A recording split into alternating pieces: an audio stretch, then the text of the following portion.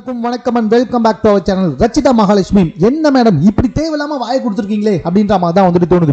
அதாவது இவங்க என்ன பண்ணியிருக்காங்க அப்படின்னு சொல்லி பார்த்தீங்கன்னா, சமீபத்தில் ஒரு படத்துடைய ப்ரொமோஷனுக்கு போனவங்க வாயை வச்சுக்கிட்டு சும்மா இல்லாமல் என்ன பேசியிருக்காங்க தெரியுமா? இப்பெல்லாம் வந்துட்டு நடிகைகளுக்கு லைக்ஸ், அதாவது அவங்களுடைய சமூக வலைத்தள பக்கத்தில் லைக்ஸ் கம்மியானா அவங்க வந்துட்டு ட்ரெஸ்ஸை கம்மி பண்ணுறாங்க, ஆபாசமாக வந்துட்டு புகைப்படங்களும் வீடியோக்களும் வெளியிடுறாங்க அப்படின்ற மாதிரி சொல்லி வாயை கொடுத்து மாட்டிக்கிட்டாங்க. ஏன்னா மேடம் என்ன பண்ணியிருக்காங்க அப்படின்றது நமக்கு தெரியணும்ல.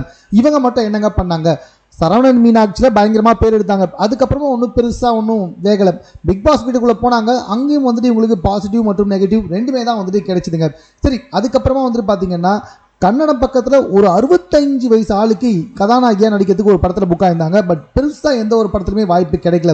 அதனால் என்ன பண்ணாங்க, இவங்களுடைய இன்ஸ்டாகிராம் பக்கத்தில் உச்சக்கட்ட கவர்ச்சியாக வீடியோ போட ஆரம்பிச்சாங்க. எப்பா அந்த பொண்ணாப்பா இது என்னப்பா இவ்வளோ கிளாமராக மாறிட்டாங்களே அப்படின்னு சொல்கிற அளவுக்கு இவங்களுடைய புகைப்படங்கள்லாம் இருந்துச்சு.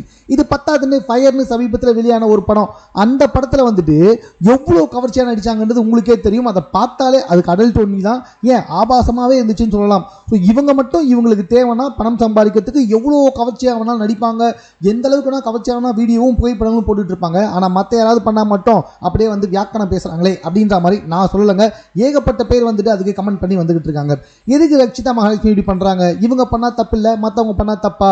அது மட்டும் இல்லை, இதுக்கு என்ன தெரியுமா ஒரு எக்ஸாம்பிள் சொன்னாங்க, அந்த மாதிரி நடிக்கிறதுல என்ன தப்பு இருக்குது, ஆனால் அப்படி நடிக்கும் பொழுது வந்துட்டு நான் எப்படி இருந்தேன், எனக்கு தேவையான அந்த கதாபாத்திரத்துக்கு நான் கரெக்டாக இருந்தேனா அதை தான் பார்க்கணும், அந்த நடிப்பை வந்து நான் முக்கியத்துவம் கொடுத்தேன் அப்படின்ற மாதிரி வந்துட்டு சொன்னாங்க. எதுவுமே வந்துட்டு ஒன்றும் பெருசாக எடுப்படல, ஒன்றும் வேவலை அப்படின்ற மாதிரி தான் சொல்லணும். வாட் எவர் இட் இஸ், நடிச்சது அப்படியே போயிருக்கலாம். ஆனால் அதை விட்டுட்டு என்ன டேரக்டர் அப்படி காட்டிட்டாரு இப்படி காட்டிட்டான்னு சொல்லிட்டு தேவையில்லாத ஒரு வீடியோ. அது மட்டும் இல்லாமல் அதுக்கப்புறமா இன்னொரு படத்தில் வந்துட்டு இப்போல்லாம் நடிகைகள் வந்துட்டு தேவைன்னா ஆபாசமாக வந்துட்டு புகைப்படங்கள் வெளியிடாங்கன்னு சொல்லி சம்மந்தமே இல்லாமல் பயங்கரமாக சிக்கி தின்னாபினாகி வந்துக்கிட்டு இருக்காங்க. மக்கள் இப்போ இதை பார்த்து இவங்களை பயங்கரமாக திட்ட ஆரம்பிச்சிருக்காங்க. அமைதியாக இருந்தாலே ஒன்றும் பெருசாக இருந்திருக்காது.